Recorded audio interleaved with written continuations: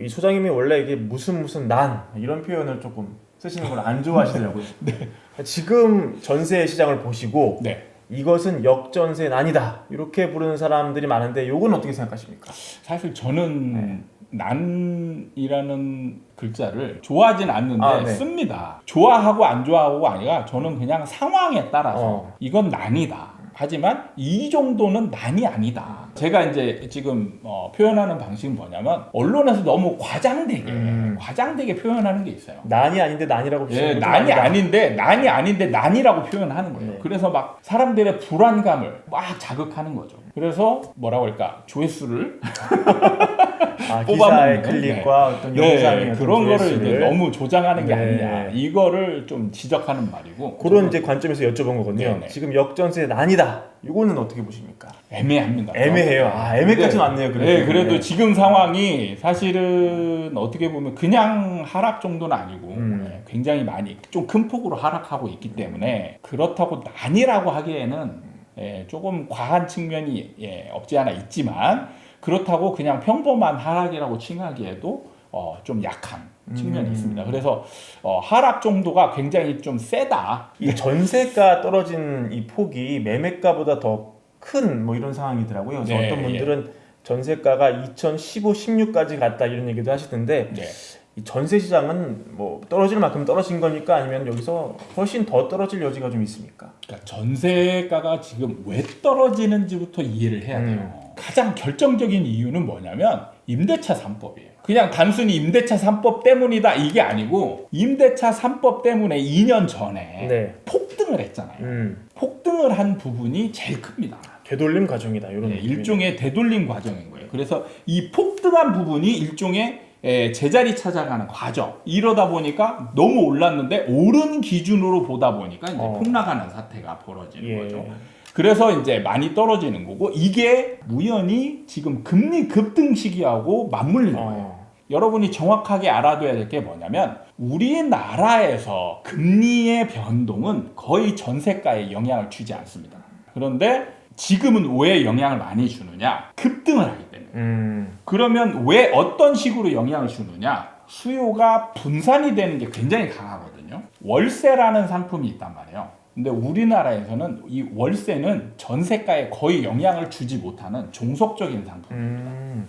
예를 들어서 일반적인 상황에서는 전세가 물건이 뭐 한두 개 있고 월세가 한 10개 있어요. 그러면 전세가가 좀 떨어질 수 있잖아요.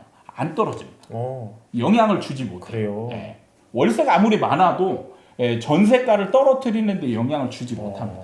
전세가는 올라갈 대로 올라가고 올라가잖아요. 그럼 월세도 같이 올라가요. 이렇게 물건이 많은 상황에서도 월세가 또 올라갑니다. 이런 상황을 좀 잘 이해를 하셔야 되는 거예요. 그러니까 월세를 놓는 사람들은 대부분 급한 사람이 별로 없어요. 급한 사람들이 없기 때문에 공시를 어느 정도 인정합니다. 그러니까 공시를 인정하지 않아야 시간적 제한이 있어야 가격을 떨어뜨릴 수 있는 요인이 되는 거예요.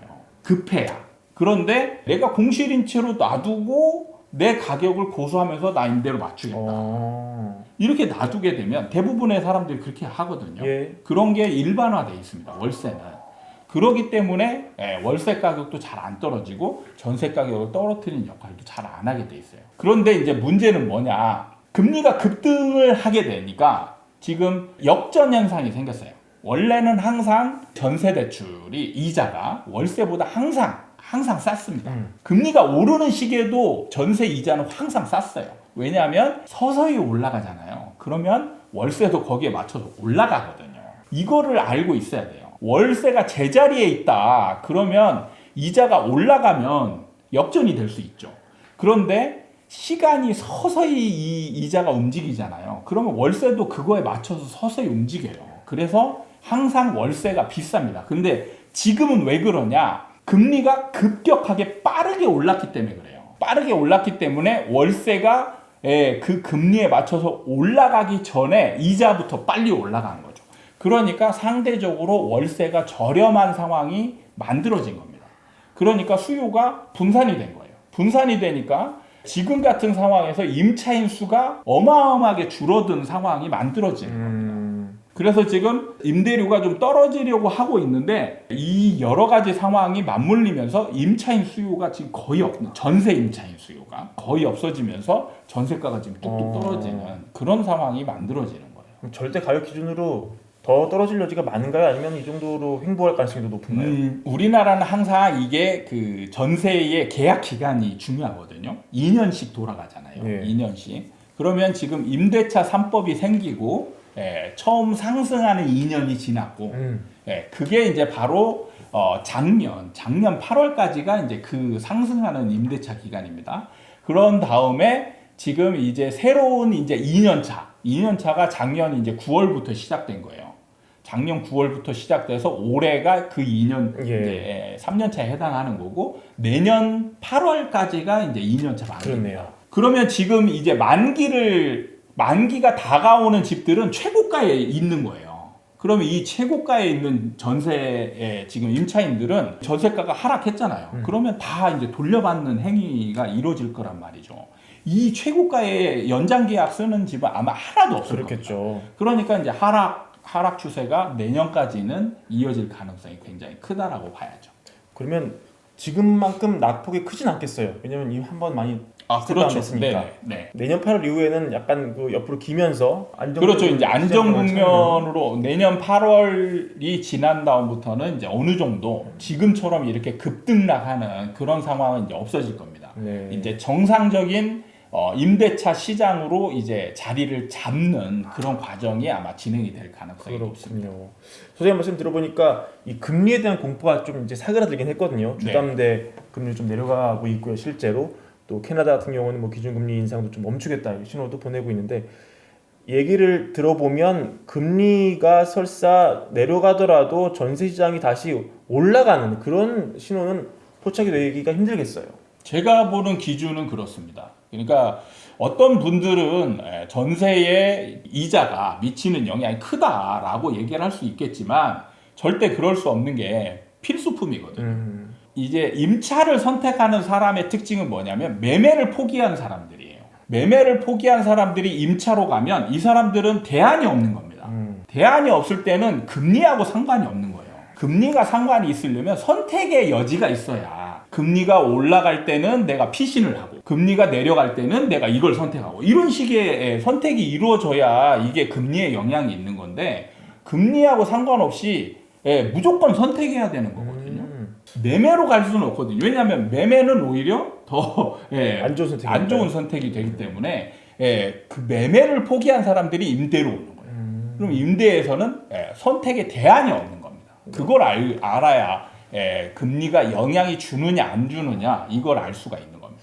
알겠습니다. 과거에 그 우리 수도권 집값이 떨어질 때요. 그때는 임대차법도 없었고 금리가 지금처럼 급등하지도 않은 시기였는데 그 당시 그러니까 수도권 매매가가 하락할 당시에 전세는 어떻게 움직였습니까? 좀 떨어졌어요. 떨어졌나요? 그때도? 떨어지긴 했지만 지금처럼 이렇게 급강하지는 않았습니다. 그러니까 전세는 사실 오를 때도 뭐 난 정도 상황이 되어야 이제 급등을 하거나 이러는데 그런 상황이 아니면 굉장히 완만하게 움직이는 성향이 있어요. 그렇기 때문에 예전에는 떨어질 때도 전세가가 급락하는 것보다는 어느 정도 이제 매매가와 같이 하락을 하는 거죠. 그런데 이때 중요한 거는 뭐냐면 옛날에는 전세가율이 30%대밖에 안 됐어요. 그러니까 매매가 10억짜리라면 전세가는 3억밖에 안 됐어요. 그러니까 여기서 떨어질 공간도 없는 거예요. 근데 지금은 작년부터 2년차, 3년차가 시작되는 거였잖아요. 그때 서울의 평균 전세가율이 56%였어요. 그러니까 예전 상승장, 폭등장의 끝 무렵과 비교하면 전세가율이 굉장히 높았던 거예요. 왜 그러냐면 임대차 3법 때문에 전세가가 폭등했기 때문에 그런 겁니다. 그게 이제 전세가가 지금 떨어지는 제자리 찾아가는 과정이 생기기 때문에 오히려 지금 매매가가 뭐 20% 30% 떨어졌음에도 불구하고 오히려 전세가율이 지금 더 떨어지는 지금 40%대거든요.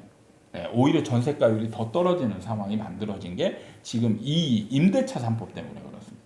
그럼 적정 전세가율이 한 30%까지는 떨어질 수도 있게 좀 룸을 열어놔야 되는 그런 상황인가요? 지금은 매매가가 떨어졌잖아요. 예를 들면 기준이 2006년에 이제 30%대였거든요. 그러면서 매매가가 떨어지고 전세가는 서서히 떨어지고 그러면 이제 전세가율이 높아지는 거죠. 그러면 한 1년이나 2년 정도 지난다. 그러면 이제 40%에 대해서 50% 정도로 올라오는 거죠. 그러면 지금 같은 상황, 만약에 임대차 3법이 없었다라고 가정한다면 지금의 전세가율 정도는 40%대에서 50%대가 이제 맞는 거죠. 그때는 그럼 그런 사이클을 보내고 나서 전세가율이 서서히 회복되면서 우리나라 주택 시장도 다시 바닥을 찍고 상승을 그리는 뭐 그런 시나리오가 펼쳐졌었죠. 그렇죠. 네. 그러니까 하락장에서는 전세가가 조금 떨어지다가 이제 거의 제자리에 어느 정도 제자리에 있다가 한 3, 4년 정도 지난 후부터 이제 전세가가 오르기 시작하거든요. 그런 상황에서 매매가가 이렇게 떨어지니까 두 관계가 이렇게 좁혀지는 거죠. 갭이 좁혀집니다. 그래서 전세가율이 이제 굉장히 높은 상태가 만들어지고 그런 이후에 이제 상승을 하게 되는 것이죠. 이 정도 전세가율이면 살 때가 됐다. 뭐 이런 경향성 같은 것도 있나요? 뭐 전세가율이 70%가 되면 이 정도면 살 된다. 없습니까? 전세가율만 보면은 좀 위험하다라고 제가 말씀을 드리지만 전세가율은 중요한 기준 지표가 되는 건 맞습니다. 그래서 뭐 제가 그냥 구체적으로 말씀드리기는 어렵지만 그냥 평균적으로 이렇게 말씀드리자면 인기 있는 그냥 누가 봐도 인기 있는 아파트다. 그러면 이런 것들은 한 75% 정도. 이제 중간 정도. 그냥 인기는 있지만 대장급에 해당하지는 않고 나쁜 것보다는 좋은. 그래서 중간급에 해당하는 거는 80%대. 누가 봐도 이런 물건들은 쉽게 접근하기 어려운 물건들이야. 사려고 한다라면 좀 고민 많이 하겠다. 이런 아파트들이나 주택 같은 경우는 90%대가 훌쩍 넘어갑니다. 그렇군요. 네. 그래서 이런 단계가 이르면 이제 매수의 관점에서 보는 거예요. 그냥 매수하라 이런 게 아닙니다. 관점만 바꾸는 거군요. 그렇죠. 매수의 관점에서 보고 그 다음에 이제 또 다른 지표가 분명히 같이 엔드 개념으로 진행이 돼야 됩니다. 그게 바로 전세가가 올라가고 있어야 돼요. 절대적인 전세가가 올라가고 있어요. 그렇죠.